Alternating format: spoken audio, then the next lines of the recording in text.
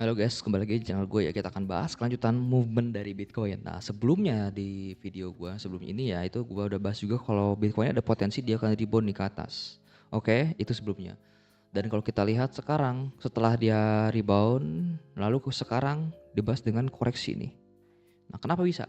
Jadi yang pertama di sini yang perlu kalian perhatikan adalah bahwa 70.000 ini merupakan area key level yang kalian perhatikan. Kenapa? Karena sebelumnya ini merupakan resisten guys. Resisten yang berhasil ditembus ya kan, tiba-tiba harga kembali turun lagi guys. Artinya Bitcoin masih belum mampu bener-bener reclaim dari 70k ini. Dan sekarang harga kembali naik ya, di sini naik dia retest dari 70.000 dan closing candle per hari ini di 11 Maret. Ya, dia nge-wick, ada buntutnya di atas. Ini menunjukkan bahwa seller udah mulai masuk lagi nih, mengundang seller masuk lagi 70.000 k ini.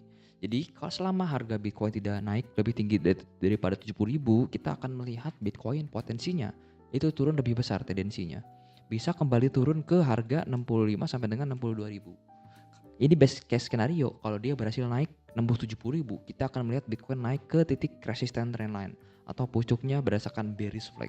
Tapi selama 70.000 tidak ditembus, besar kemungkinan dia akan kembali drop. Karena kita tahu pun di sini tren cenderung sideways dan choppy. Dan ketika tren sideways biasanya ketika harga seperti ini kan bergerak seperti ini, ada range atas dan range bawah. Ketika dia sampai range atas dia akan turun ke bawah. Sampai range bawah mungkin ada false breakout sedikit, dia akan naik lagi ke atas. Nah, ini mayoritas pergerakan Bitcoin lagi choppy sideways sama seperti saat ini. Gitu.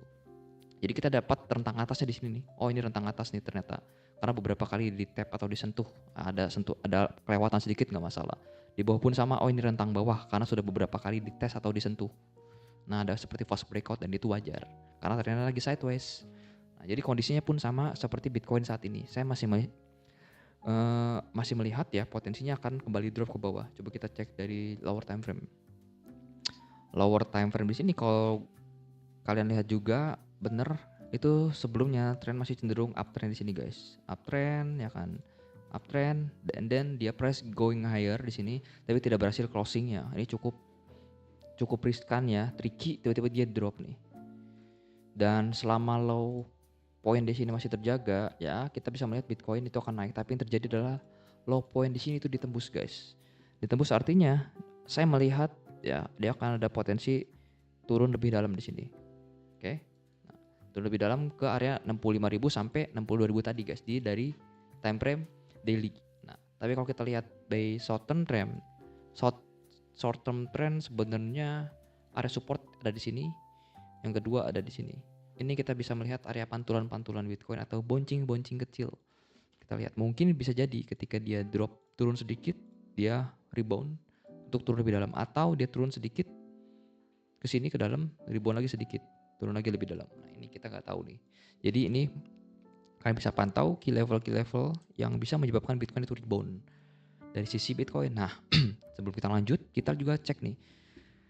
Di sini 22 menit lagi ini ada news dari CPI guys. Dari CPI kalau kita lihat ya, data sebelumnya previousnya itu di 0,2%, lalu di forecast diproyeksikan itu akan jadi 0,3%.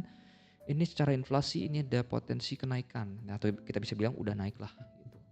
Nah, artinya kalau inflasi CPI ini naik, biasanya pihak dari The Fed itu akan melakukan yang namanya hawkish. Hawkish ini bahasa simpelnya menaikkan suku bunga atau agresif untuk naikkan suku bunga. Jadi ketika The Fed itu hawkish, agresif naikin suku bunga, dan biasanya aset-aset yang agresif, Bitcoin ya kan, itu akan turun, dan kayak DXY atau USD itu akan menguat. Nah, kita lihat dari data ini pun kita bisa lihat nih, oh ternyata ada potensi penurunan daripada aset yang agresif, oke?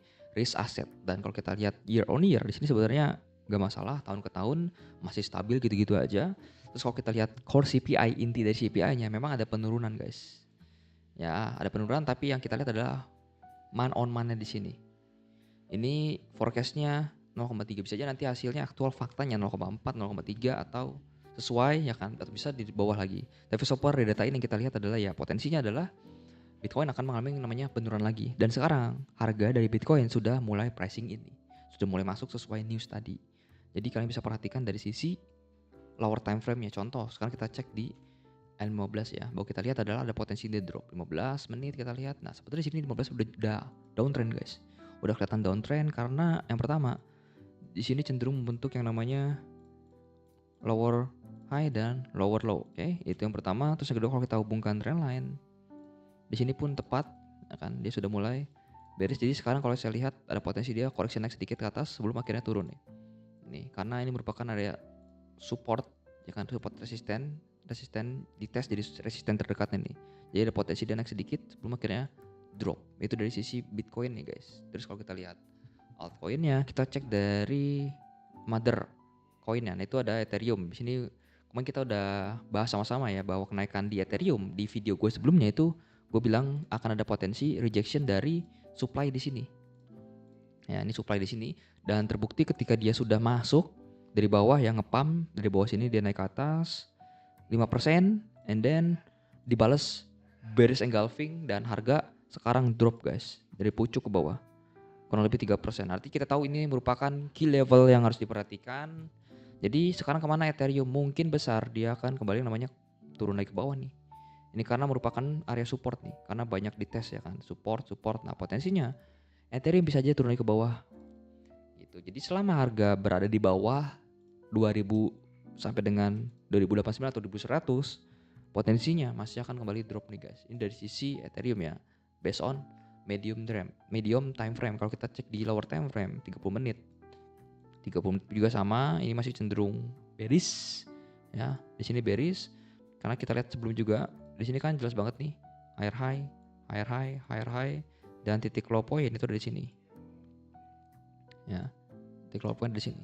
Jadi selama Ethereum turun tapi masih holding di area ini ya, masih bertahan di area pada titik low point di sini, probabilitasnya masih ada potensi bounce dulu ke atas, tapi bukan langsung ngepam ya, karena kita tahu seller di sini cukup strong guys. Sebelumnya itu naiknya impulsif nih, momentum buyer masuk nih, tapi tiba-tiba nggak lama dibahas lagi nih, seller masuk, seller lagi masuk, seller lagi masuk. Satu candle dibales 1 2 3 4 ya 5 candle. Kalian bisa bayangkan kan, satu candlestick dibahas 5 candle merah. Artinya tahu sekarang ya udah seller masih in control nih di sini. Kalau misalkan dia berhasil breakout sini let's say, ya kenaikannya pun masih akan terbatas. Mungkin masuk ke supply di sini. Karena ini merupakan seller yang masuk nih, hijau tiba-tiba merah. Jadi kenaikan di sini itu bukan langsung bullish ke atas, tapi bisa aja dia ambil likuiditas lebih banyak. Karena trend ini merupakan likuiditas juga guys. Gitu. Jadi itu dari sisi Ethereum. Jadi so far kalau dari midterm juga saya tidak melihat bahwa altcoin akan benar-benar menguat, kecuali kalau kalian main anomaly play ya. Koin-koin yang bergeraknya random atau berlawanan daripada Bitcoinnya. Itu dari sisi Ethereum-nya. Terus kalau kita cek dari sisi USDT dominance, nah USDT dominance sendiri sebenarnya kemarin juga saya sudah analisa bahwa ada sweep di sini kan, dia tiba-tiba drop dan masuk ke support, dan ketika dia sentuh support di sini benar-benar bouncing guys. Bouncing kurang lebih 2 hampir 3%. Nah, sekarang kemana nih pergerakannya? Nah, kalau kita cek dari sisi lower time frame 1 hour di sini, kalian bisa cek kan, ini merupakan area resisten juga nih. Jadi ada potensi juga USDT naik ke atas ini nih. Mungkin koreksi dikit lalu naik lagi. Dan kalau kita cek di lower time frame, kenapa bisa seperti itu? Karena di sini sudah hampir breakout nih. Kita tinggal lihat closing candle-nya, apakah dia benar-benar breakout atau justru sweep lagi di sini. Kalau closing candle berhasil breakout, nah close di atas daripada titik swing high di sini, trend berarti udah mulai bullish. Jadi ketika dia mulai masuk ke sini, bisa aja dia turun hanyalah ngambil koreksi aja. Koreksi untuk naik lebih tinggi lagi. Nah, ini dari sisi USDT dominance. Jadi selama ini beberapa hari ke depan mungkin ya so far market akan ranging dulu nih. Selama kalau kalian melihat Bitcoin, let's say USDT dominance breakout ya. Breakout artinya kripto akan nangis darah nih kalau ini breakout gitu. Kalau terjadi, tapi kalau tidak jadi breakout di sini dan naik lalu turun naik ke bawah, ya kita akan melihat Bitcoin dan kawan-kawan akan mengalami recovery dulu gitu. Jadi so far masih ada tahanan juga nih untuk USDT dominance nih selama 1 jamnya di sini. Kalau kalian cek juga ini merupakan previous SNR ya kan, di sini juga ada supply. Sama, ini juga masih dalam fasenya building up. Jadi masih ada potensi dia naik lebih tinggi. Ketika ini naik lebih tinggi, nah kripto masih akan koreksi nih. Dan ketika nanti dia naik lebih tinggi, tiba-tiba dia drop seperti ini ke bawah lagi, kita akan manfaatin long di sini gitu. Tapi ya kita akan melihat price action lebih lanjut. Tapi kalau dari saya pribadi, based on 30 menit, ini sebenarnya sudah condong ke bullish sih.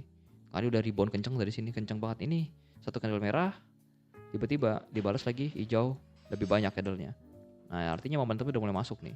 Dan sekarang ya mulai isi bensin nih atau pause nih.